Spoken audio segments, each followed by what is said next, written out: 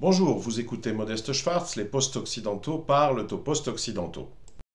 Je délaisse l'espace d'un instant ma chaire de boomérologie, et alors même que les séries Entendu à Budapest et Mises au point sont désormais largement passées sur Substack, sous forme de podcast audio, pour cette 18e mise au point, j'ai voulu revenir à la vidéo parce que il faut marquer, à mon avis, ce jour faste du 30 novembre 2023, le jour où Henry Kissinger a enfin rendu son carbone à Gaïa.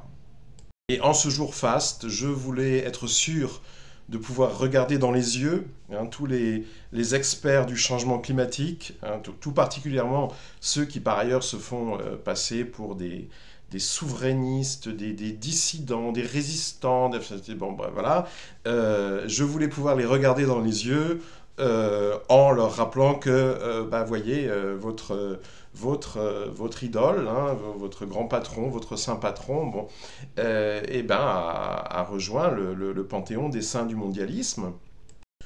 Donc visiblement, tout ce que vous raconte Laurent Alexandre et autres troubadours de l'immortalité par nano, par chip et par transfert de conscience, bon, ça marche pas, ça n'a pas l'air de marcher si bien, c'est pas tellement vrai, apparemment. Parce que bon, s'il avait fallu quand même en conserver un, je pense, et ça, ce sera la partie un peu apologétique, fatalement, de cette nécrologie, ça aurait été, je pense, Kissinger.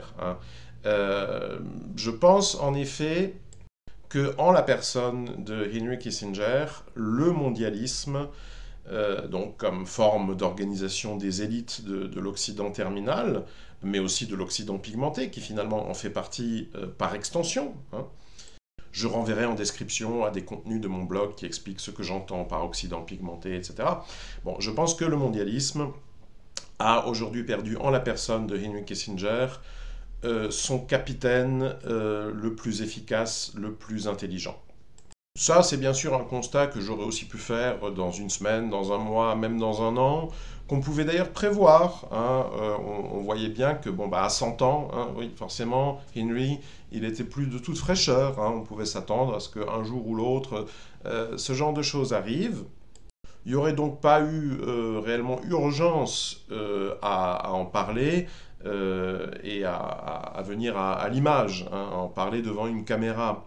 Ce qui m'incite néanmoins, comme une saloperie de journaliste que je ne suis plus, heureusement j'ai arrêté ce genre de conneries, à vouloir marquer le coup, réagir le plus vite possible, outre les menus réflexes de putaclic que notre époque finit par insuffler volens nolens à tout un chacun, eh bien c'est l'urgence que je reconnais en revanche à l'information suivante. C'est-à-dire je considère comme tout à fait prioritaire et urgent de vous signaler que cette journée du 30 novembre 2023, et probablement les 24 à 48 heures qui vont suivre, vont constituer, pour ceux qui ont des yeux et des oreilles, pour ceux qui savent lire, vont constituer un moment de vérité. Je pense qu'en cette journée ou en ces journées, beaucoup de masques vont tomber par la force des choses. Il faut simplement savoir déchiffrer ce que l'on voit et ce que l'on entend et ce que l'on lit. Pourquoi ? Eh bien parce que comme il est quand même pour les personnalités publiques assez difficile de se dérober en cet âge de l'actualité, du présent éternel, de la présence de tous à tous, du panopticon postmoderne, il est évidemment difficile pour tous ceux qui ont une existence publique de se dérober au quasi-devoir de réagir à ce genre de nouvelles. Henry Kissinger est mort. Qu'en pensez-vous ? Et là, vous allez avoir non pas deux, mais trois types de réactions, et il est très très important de savoir les identifier, et évidemment ensuite de se souvenir le plus longtemps possible, si possible pour ne jamais l'oublier, du constat qu'on aura, du bilan qu'on aura dressé, puisque plus ou moins en fonction des réactions que vous allez remarquer, en gros vous pourrez classer les gens. Et ce classement gagnera à rester plus ou moins définitif, parce qu'encore une fois, c'est le moment où les masques vont tomber. Donc vous allez avoir trois types de réactions. Bon, il y aura une réaction évidemment majoritaire dans l'appareil, hein, l'appareil politico-institutionnel, ce que j'appelle moi le mainstream idéologique occidental et ses représentants patentés. Bon, qui en gros vont tous y aller de leurs petites larmes, hein, et finalement c'est de bonne guerre. Enfin moi, à leur place aussi, je serais assez catastrophé parce que c'est vrai qu'il n'y a pas vraiment il y a pas vraiment le remplacement, hein. Il y a du monde, hein, il y a du personnel, enfin quand vous regardez, voyez Yuval Harari, où vous vous dites, ouais, ils ont pas réellement de quoi remplacer Kissinger quand même, hein. Donc il y a un réel motif de préoccupation, de tristesse pour cette partie-là du spectre, hein, on va dire, et finalement on pourra taxer d'honnêteté, hein, ceux qui, sur cet horizon-là, auront au moins la sincérité, la décence, hein, d'y aller de leurs petites larmes pour Henry Kissinger. Ensuite, vous aurez les réactions comme la mienne, euh, que je n'ai pas encore détaillé, mais je compte bien le faire une fois que j'aurai fini cette petite typologie. Donc restons-en là pour l'instant. Et puis, et ça c'est probablement le plus important, et ça aussi je tenais à vous le dire en vous regardant dans les yeux, hein, et en les regardant dans les yeux, vous aurez un troisième type de réaction, hein. Vous aurez des réactions mitigées, hein, des réactions problématisées, hein. Il y a plein de types qui vont vous sortir des nécrologies, vous voyez, en trois parties, hein, avec du d'une part et du d'autre part, avec du pour et du contre.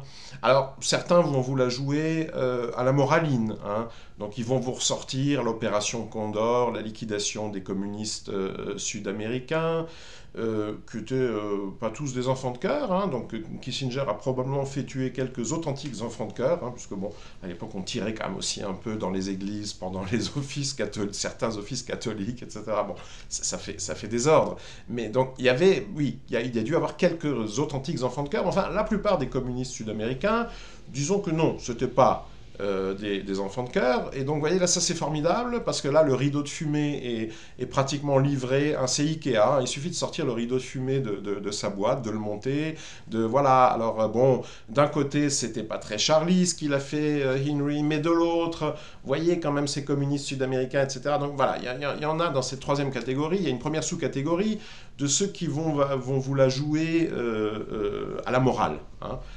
Ce qui, est, de mon point de vue, est un point de vue en général d'ailleurs inintéressant, et là, en l'occurrence, tout particulièrement, hein, puisque, bon, si vous voulez, du point de vue de la morale, voilà, de la morale de l'homme de la rue, hein, comme disait Nietzsche, des bourgeois, des femmes et des Anglais, vous voyez, et des vaches, je crois, il ajoutait les vaches, je ne sais pas pourquoi, il était un peu comme ce personnage de Oh Brothers, le film des frères Cohen, qui déteste les vaches, qui mitraille les vaches depuis sa Ford, enfin bon, c'était Nietzsche, mais bon... de ce point de vue-là, oui, bon, comment juger moralement un homme comme Kissinger? Écoutez, ça revient plus ou moins à demander comment juger moralement un homme comme Napoléon, comme Metternich, comme Talleyrand, comme... oui, non, ils n'étaient pas très moraux, hein, de ce point de vue-là, on va dire. Bon, une fois qu'on a dit ça, je pense qu'on a épuisé le sujet, et qu'il est urgent de passer enfin à quelque chose de substantiel et d'intéressant, ce que ces gens-là ne feront pas, hein. Ces gens-là vont maintenant vous pondre, ils sont en train de les écrire, hein, au moment où je parle, des articles en 2-3 pages, etc., qui vont alors d'une part, d'autre part, vous voyez, et donc en conclusion, Henry Kissinger, etc. Bien, c'est pas la peine de lire jusqu'au bout, hein. Une fois que vous aurez vu d'une part et d'autre part au début de 2 paragraphes consécutifs, vous saurez déjà à qui vous avez affaire, en gros, hein. Et là, j'attends notamment au tournant un certain nombre de chrétiens de gauche et d'apologètes des BRICS, hein, voilà, ça va être drôle, hein, je vais prendre des notes. Et puis évidemment, parce que finalement, dans l'horizon cognitif du booméristan, c'est pratiquement c'est corrélé, hein, c'est co-nécessaire à cette forte dose de moraline, vous allez avoir le point de vue technocratique, hein. Donc, on va vous parler de Kissinger comme diplomate, hein, Et donc, alors la diplomatie, évidemment, comme science, comme technique, hein, donc ça c'est aussi assez français, parce que bon, finalement, c'est sur le modèle de la gastronomie. Hein, donc Kissinger était-il Bocuse? Hein, donc dans le dosage, vous voyez, méticuleux, hein, quand même, des cadavres, des otages, est-ce qu'il ajoutait, vous voyez, est-ce qu'il ajoutait ces séances de torture au bon moment de sa révolution colorée, en ayant laissé frire un peu avant pour vraiment exalter les sucs, hein, vous voyez, ou est-ce que, voilà, donc vous aurez, j'ai déjà vu passer quelque chose d'ailleurs, hein, sur le fil Telegram d'une parution que je ne nommerai pas, mais on vous expliquait on vous explique d'ores et déjà, hein, c'est déjà écrit là que oh, Kissinger c'est pas un si bon diplomate que ça. Ah ouais, et Metternich du coup et Napoléon. Bah, oui, non, parce qu'évidemment l'arnaque elle est comme d'habitude dans les concepts de base, hein, c'est-à-dire que Kissinger était, oui, alors formellement il a été diplomate. Il a été à la tête du département d'État américain, c'est-à-dire de la diplomatie américaine de façon officielle. Bon, finalement, dans une partie assez courte de sa carrière, tout le reste du temps, il a été conseiller de tous les présidents américains successifs depuis Nixon, et ce jusqu'à Trump exclu. Ça, c'est quand même assez important de le préciser. Trump exclu. Hein. Kissinger, c'est le mondialisme de gauche. Puisque le mondialisme, le mainstream idéologique occidental, il est avant tout de gauche, hein, il est progressiste par définition. Hein. Donc Trump c'est le mondialisme de droite, vous voyez, donc comme Netanyahou, comme Orban. Alors les gens comme Kissinger, ils ont leurs petits arrangements avec cette faction-là, on va dire, mais ils les aiment pas, vous voyez. Donc Kissinger est en quelque sorte revenu aux affaires après Trump. Il me semble qu'il a aussi conseillé, évidemment, l'administration Biden, hein, mais donc il y a eu une parenthèse, hein, il y a eu 4 ans pendant lesquels Kissinger n'a pas, exceptionnellement, en un demi-siècle, hein, n'a pas été conseiller aux affaires de sécurité, aux questions de sécurité, du président des États-Unis. Bon, à ce niveau-là, je dirais, quand on sait en outre qu'il est en quelque sorte le représentant sur Terre de la famille Rockefeller, qui lui a mis le pied à l'étrier, qui est son, on va dire, son sponsor dans la haute oligarchie. Hein. Kissinger, c'est un condottiere, alors qui n'a pas oublié d'essayer de s'élever, lui et ses descendants, justement à cette classe oligarchique, hein, d'essayer de se faire ennoblir, hein, comme à l'époque justement des condottieri. Notamment à travers sa société Kissinger and Associates, qui a fait beaucoup d'affaires en Russie, par exemple. Hein, bon. Alors, qui a dû amasser une jolie petite... Alors, bon, il faudrait regarder les comptes, bon, dans la mesure où ils sont accessibles. Là, j'ai de gros doutes quand même. Je pense qu'il a dû... voilà, donc les descendants Kissinger, c'est bien, je me fais pas de soucis, c'est bon, c'est bon. On n'a pas besoin d'ouvrir de collecte, vous voyez, il devrait s'en sortir. Hein. Mais bon, je m'égare, donc je reviens à mon propos. Quand on voit tout ça, hein, donc conseiller des présidents, de tous les présidents, pratiquement tous les présidents américains, pendant un demi-siècle, représentant des Rockefeller, parrain de Davos, hein, je rappelle pour ceux qui me découvriraient aujourd'hui ou qui auraient passé la dernière décennie sur une exoplanète, que Klaus Schwab, fondateur du Forum économique mondial, dit parfois Forum de Davos, alors que le siège est à Genève, c'est pas grave, a été, dans les années 60, d'ailleurs l'élève favori, le faillot, hein, de Henry Kissinger à Harvard. Que c'est Henry Kissinger qui lui a mis le pied à l'étrier, que c'est en quittant Harvard et en quittant, entre guillemets, il l'a jamais vraiment quitté, hein, Henry Kissinger, que Schwab a créé donc au tout début des années 1970, tiens, au moment où Kissinger était à Pékin, vous voyez, avec Nixon, et amené donc jouer le proxénète, hein, entre la puissance américaine et l'une des branches du communisme. C'est très intéressant. Et donc, au début des années 70, Schwab vient de quitter le séminaire de Kissinger quand il crée son Forum économique mondial, et dès la première, qui à l'époque s'appelle encore, je crois, le Forum européen de la gestion, hein, du management, voilà, le management, la révolution managériale. Bien. Et dès la première édition, 1971, sous réserve de vérification, vous avez déjà, je crois, une cinquantaine de gouvernements, de chancelleries, de trucs qui sont représentés. Bon, vous croyez sincèrement que juste comme ça, parce qu'un professeur de management de l'université de Genève, il me semble qu'il y en a quelques-uns, vous voyez, et puis vous mettez toutes les universités européennes bout à bout, même dans les années 70, je pense qu'il devait y en avoir quelques bonnes centaines, au moins. Bon, si chacun s'était mis à envoyer des lettres d'invitation comme ça pour un thé à la maison ou des pique-niques, vous voyez, bon, je ne pense pas qu'il y aurait tellement de chancelleries qui auraient été représentées dès la première édition.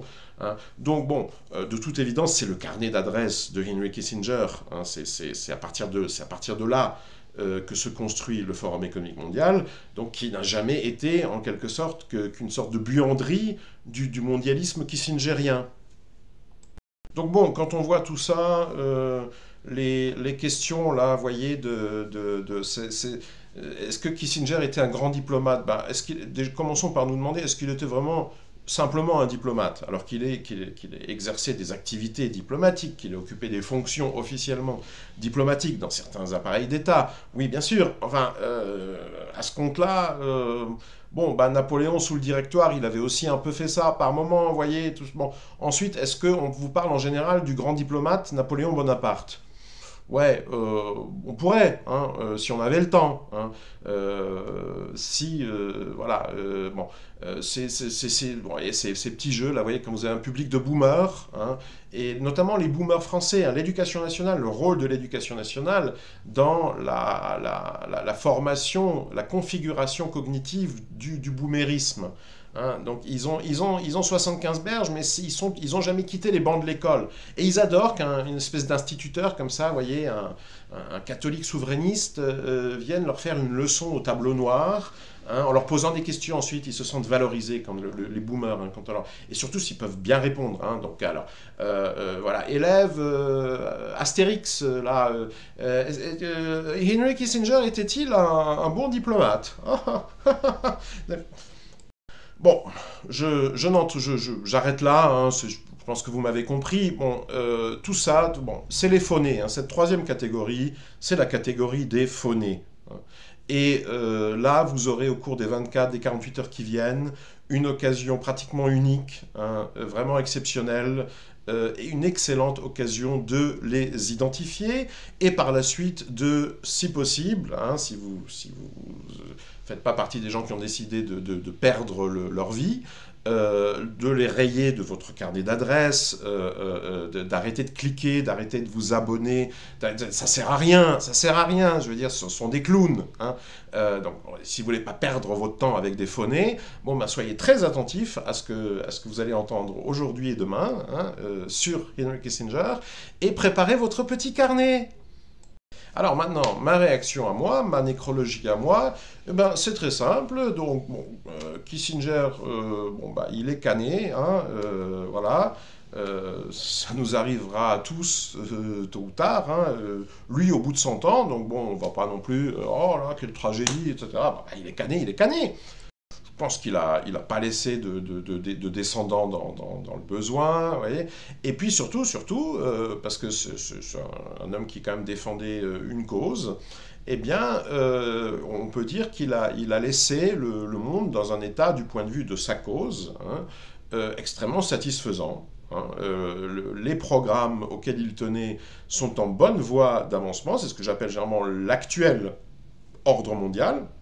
Pour me distinguer notamment de tous les clowns qui vont sans arrêt vous parler du nouvel ordre mondial en faisant semblant de croire, ou en croyant vraiment, certains sont suffisamment idiots pour réellement croire que c'est une perspective d'avenir. Vous voyez que c'est un truc qui risque un jour, là bientôt, de nous arriver si tel Parlement signe telle disposition qui permettra à l'Union européenne de... Ouais, bon, et alors le Royaume-Uni, il est plus dans l'Union européenne. Bon, vous croyez vraiment qu'ils ont quitté Davos? Bon, mais arrêtez de rigoler. Non, il n'y a pas de nouvel ordre mondial. Ou alors, il faut bien se comprendre. Hein, dans beaucoup de langues, il y a deux adjectifs, hein, pour ce nouvel en français. En anglais, par exemple, en hongrois aussi, vous pourriez traduire en anglais, quand même une langue un peu plus connue, vous pourriez dire last ou latest. Hein, bon. En réalité, le nouvel ordre mondial, c'est toujours le latest. Hein, c'est le dernier en date des ordres mondiaux. Donc en fait, c'est l'ordre mondial actuel. Et celui-là, en revanche, il existe. Hein, on vit dedans. on est presque né dedans. Hein. Moi, datant des années 70, bah oui, en fait, c'était déjà en cours quand même bon, c'était pas encore tout à fait bien organisé, solidifié, tout ça, mais enfin, c'était déjà bien. Bon. Alors évidemment, surtout depuis mars 2020, on va dire qu'il se cache plus trop, hein, l'actuel ordre mondial, qui est un ordre mondial kissingerien, hein, multilatéral. Hein, vous savez, le multilatéralisme, le monde multipolaire, les BRICS. Oui, mais c'est ça en fait, hein, c'est Kissinger, c'est l'actuel ordre mondial. Et tous les gens qui vous parlent de nouvel ordre mondial, comme un truc qui aurait par exemple des ennemis, vous voyez, des ennemis à l'Est, à Pékin, bon, se moquent de vous. Hein, ou se moquent d'ailleurs peut-être d'eux-mêmes. Hein, il y a certains clowns qui se mettent devant la glace comme ça et réussissent à se faire rire. Donc bon, c'est bien pour eux. Hein, je veux dire, bon, c'est comme la masturbation chez les enfants. Finalement, il paraît que ça permet un développement de la sexualité, etc. Bon, je veux bien. Et donc je précise ma pensée quand même, parce que je vais peut-être aujourd'hui être écouté par des gens qui ne m'ont pas suivi jusqu'à présent. Donc, quels sont ces programmes, hein? C'est quoi le programme, l'œuvre de Kissinger, hein? Donc maintenant qu'on peut en parler au passé, voilà, Kissinger, sa vie, son œuvre. Alors c'est quoi l'œuvre? Bah, s'il fallait résumer en 2 points, hein, je dirais la paix perpétuelle. Hein, Kissinger est, à titre philosophique, il a fait des études, entre autres, de philosophie, et c'est un élève de la grande philosophie occidentale, moderne, romantique, dont la langue initiale est d'ailleurs, ça tombe bien, sa langue maternelle à lui, l'allemand. Hein. Il a lu Emmanuel Kant, évidemment, en allemand. C'était plus facile pour lui que de recourir à une traduction anglaise, par exemple. Et il a écrit sa thèse sur Emmanuel Kant. Et de mon point de vue, l'aspect de la philosophie kantienne qu'on retrouve le plus, hein, qui a le plus d'importance sur l'horizon du mondialisme kissingerien, c'est ce projet de paix perpétuelle. Hein, Kissinger, pendant toute sa vie, enfin à partir du moment, enfin les 80 dernières années, hein, on va dire, a travaillé à construire cette paix perpétuelle des milliardaires, hein, des oligarchies, donc cette constitution d'un monde multipolaire, hein, ou plusieurs blocs. Alors ça, Orwell en avait eu une intuition assez exacte, hein, dans son roman 1984. C'est-à-dire qu'effectivement, comme s'en félicite, hein, tout un tas de grands penseurs dissidents, vous voyez, qui auraient peur qu'il n'y ait qu'un seul bloc, hein, parce que, plus ou moins sous l'influence, je pense, du folklorisme. Hein, donc eux, étant généralement des spectateurs de leur propre vie, hein, donc ils ont surtout peur que le spectacle manque, que le spectacle soit un peu trop monotone, monocolore. Hein.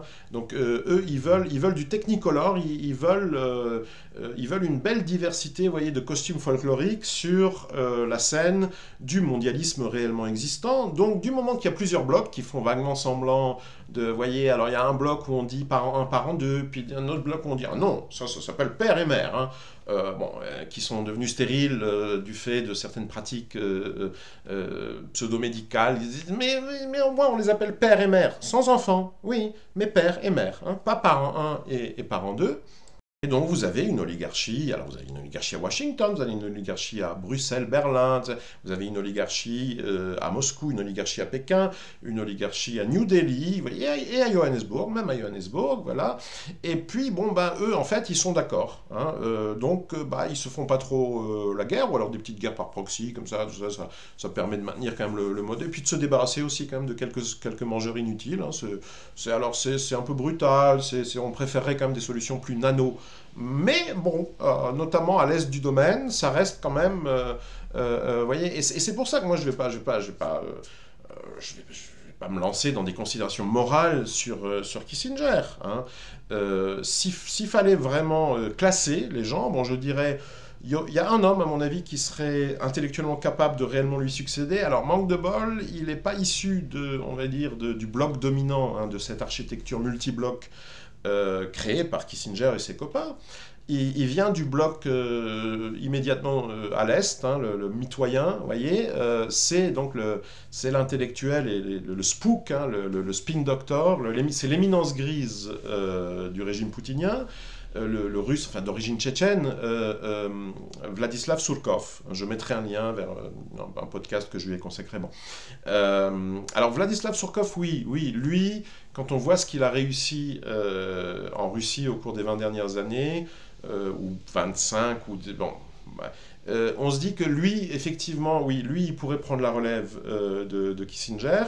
Et d'un point de vue purement technique, hein, je dirais qu'il mérite mon admiration, par exemple, au même titre que Kissinger. Parce que quand vous voyez un type, Kissinger non plus, physiquement, il n'était pas vraiment imposant. Hein, et alors, avec l'âge, bon, il s'était un peu épaissi, tout ça. Enfin, bon, non, il est passé de malingre à subclaquant, quoi. Enfin, il n'a jamais été franchement... bon.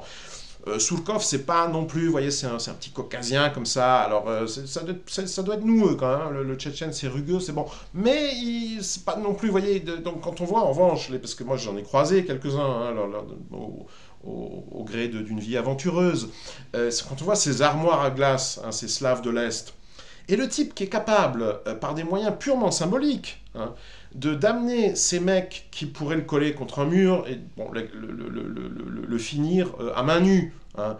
Et il est capable, vous voyez, de les tchatcher, donc par des moyens purement symboliques, de les amener à Bakhmout pour qu'ils se fassent un peu de dépopulation entre eux, comme ça, vous voyez, avec un grand enthousiasme. Hein, oh, la mère patrie ukrainienne, 14-18 si vous voulez.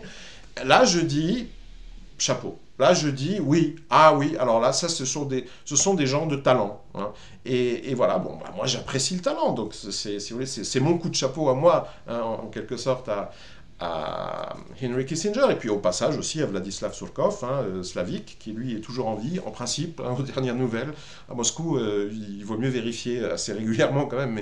Mais voilà, donc un petit salut à Slavik, hein, au passage. Donc ça, c'est un aspect, hein, donc c'est ce qu'on pourrait appeler le westphalisme kissingerien. Et effectivement, si on en reste à cet étage, à ce niveau, hein, de la grille de lecture d'ensemble, on peut effectivement dire qu'il y a une sorte de continuité entre l'ordre westphalien, hein, donc l'ordre du monde qui a précédé la Révolution française,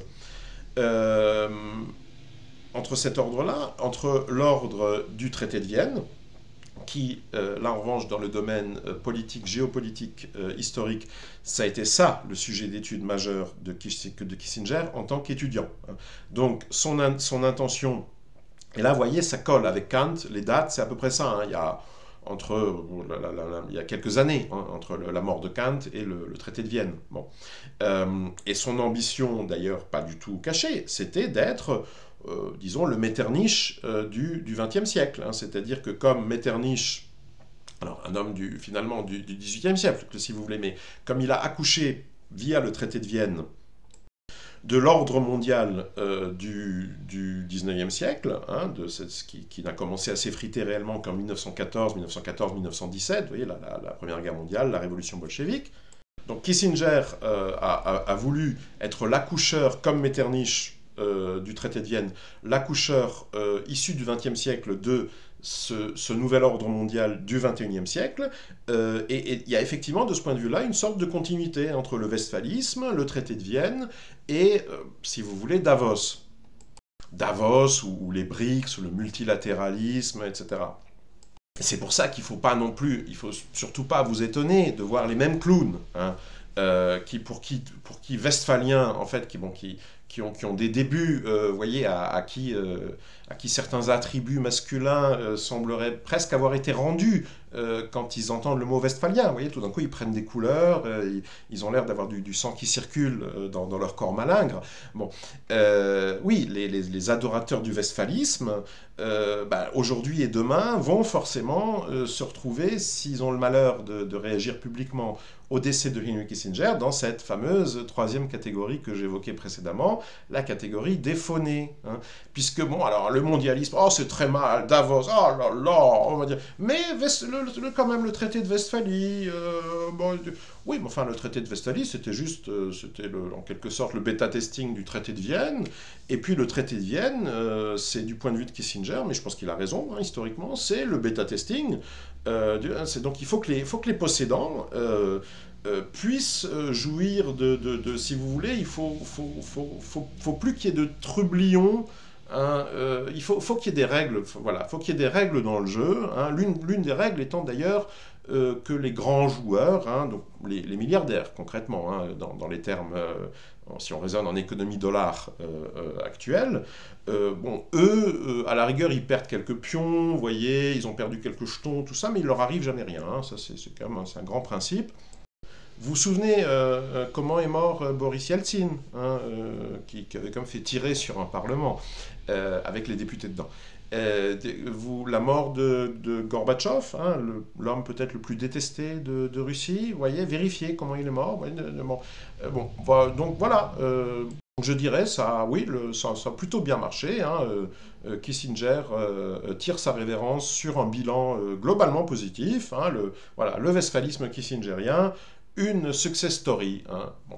Alors là où les choses, et là c'est le deuxième volet, disons, du bilan de kissingerien, et ce qu'on pourrait appeler l'autre aspect du mondialisme kissingerien, bon, là où les choses ont quand même un peu évolué culturellement, hein, entre ces diverses séquences de la trajectoire occidentale, qui est désormais planétaire, via l'Occident pigmenté, eh bien c'est le niveau micro, hein, c'est-à-dire en fait l'organisation des relations entre les gens honorables, comme disait Napoléon, les possédants, hein, et puis la cariatide, les sans-dents, les gens qui ne sont rien, les mangeurs inutiles, hein, là je cite Bill Gates. Et là il y a quand même une grande différence, c'est qu'à l'époque du traité de Westphalie ou du traité de Vienne, les philanthropes, hein, les bienfaiteurs de l'humanité, les gens honorables, hein, les possédants, bon, ben, ils conservaient quand même une certaine, Ibn Khaldoun aurait dit une certaine asabia, vous voyez, ils avaient la nique, hein, la niaque, donc bon, quand il fallait, hein, et Napoléon, enfin Bonaparte encore en a été un bon exemple, hein, quand il fallait faire un peu mitrailler, vous voyez, bon bah on mitraillait, hein, il n'y a pas trop d'état d'âme, bon bah ensuite il fallait ramasser, là il y avait un peu de sang, des organes, tout ça, voilà, il y avait donc du point de vue des services il y avait des tâches, voyez, d'assainissement, hein, d'hygiénisation de l'environnement urbain. Bon. Mais bon, bah, quand il fallait, voilà. Et donc, on mitraillait, hein, on donnait la troupe. Y a pas de... Alors ça a quand même un peu changé, vous voyez, avec l'avènement du charlisme, hein, donc notamment en Occident historique, hein, notamment dans le monde blanc, donc le paradigme bisounours. Et la réponse adaptative de l'oligarchie à cette évolution culturelle, eh bien, c'est ce qu'on pourrait appeler le néo-malthusianisme, hein, donc c'est l'invention de ce concept de population mondiale, qui équivaut de façon stricte, hein, à l'entrée en paradigme biopolitique. Hein. À partir du moment où on parle de population mondiale, bon, bah, c'est que l'humanité est un cheptel, hein, et c'est que bon, finalement l'appareil conceptuel développé par l'humanité à partir de la révolution néolithique pour l'élevage animal, hein, l'élevage des gros mammifères que nous mangeons, va pouvoir s'appliquer à l'homo sapiens. Alors, évidemment, à l'homo sapiens sans dents, à l'homo sapiens qui n'est rien, aux gueux. Hein. Ils ne vont pas eux-mêmes, bon, quand même, les darons, c'est les darons. Hein, donc, bon. Vous avez remarqué ce que disait Jean Lassalle, hein, des injections parmi les élus du peuple en France, hein, l'Assemblée nationale, vous savez, les certificats, enfin, bon, voilà, je dis ça, je dis rien. Puis ça, ensuite, ça se décline. Hein, donc vous avez une population mondiale qui est évidemment trop importante. Et puis, du moment que vous avez une population mondiale, vous avez vous avez un environnement. Vous voyez, l'environnement. Oui, mais l'environnement de qui? Non, l'environnement général, l'environnement avec un grand E. Alors l'environnement, vous voyez, c'est en même temps le climat. Et là aussi, on a dit, oui, mais le climat de quel endroit? Le climat des Pyrénées? Non, le climat avec un grand C, etc. Et tenez-vous bien, il change. Alors, il se réchauffe, ou enfin, c'est pas sûr, mais... et donc, bon, bah, il y a trop de monde. Il y a trop de monde. Il faut gérer la population mondiale. Alors que ce soit vrai, que ce soit faux, que peut-être vaudrait mieux, parce qu'en fait, il semblerait plutôt qu'on entre en hiver démographique dans l'ensemble du monde industrialisé, mais donc il vaudrait peut-être mieux en réalité un peu booster, vous voyez, mais pas comme ça, pas avec ces boosters-là. Bon. Et à la rigueur, qu'importe, parce que ce qui compte dans l'histoire, c'est justement le paradigme biopolitique et biosécuritaire. C'est-à-dire qu'à partir du moment où tout le monde a accepté, donc pratiquement de Yuval Noah Harari à la nouvelle droite, en passant, voilà, tout le monde est à peu près d'accord là-dessus. Bon, bah, donc il y a une gestion du parc humain, je cite le philosophe allemand Sloterdijk. Et donc s'il y a gestion du parc, bah, c'est qu'il y a des gestionnaires du parc, vous voyez. Et qui sont absolument nécessaires. Alors ensuite, bien sûr, pluralisme dans l'Occident historique. À Moscou, Pékin, tout ça, c'est un peu différent. Mais dans l'Occident historique, en tant qu'élément du cheptel, citoyen, post-citoyen, voilà, bon, vous avez droit à une opinion. Entre deux boosters, vous pouvez exprimer, tant que vous y arrivez, tant que vos muscles faciaux, tant que vous n'avez pas perdu le contrôle, voilà, bon, vous pouvez exprimer des opinions. Et alors, je pourrais critiquer, on pourrait dire, ah non, la gestion, de mon point de vue, la gestion du parc humain, bon, évidemment, ça n'a aucune importance. L'important, c'est que, en exprimant du simple fait que vous avez ce genre d'opinion, que vous les exprimez, vous reconnaissez implicitement la nécessité d'une gestion du parc humain et donc la légitimité des gestionnaires. Et à partir de là, l'oligarchie, les darons, bon, ils savent que vous ne menacez pas trop leur position.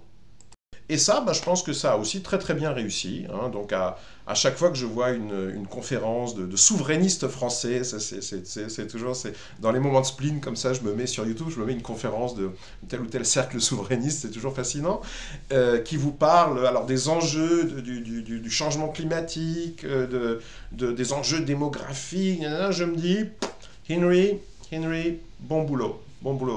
Good job, old chap. Ouais, bien. Et ça, c'est plutôt réussi. Il faut dire ce qui est. Alors, toute ma reconnaissance, à mon admiration technique, donc, à Henry Kissinger qui vient de nous quitter.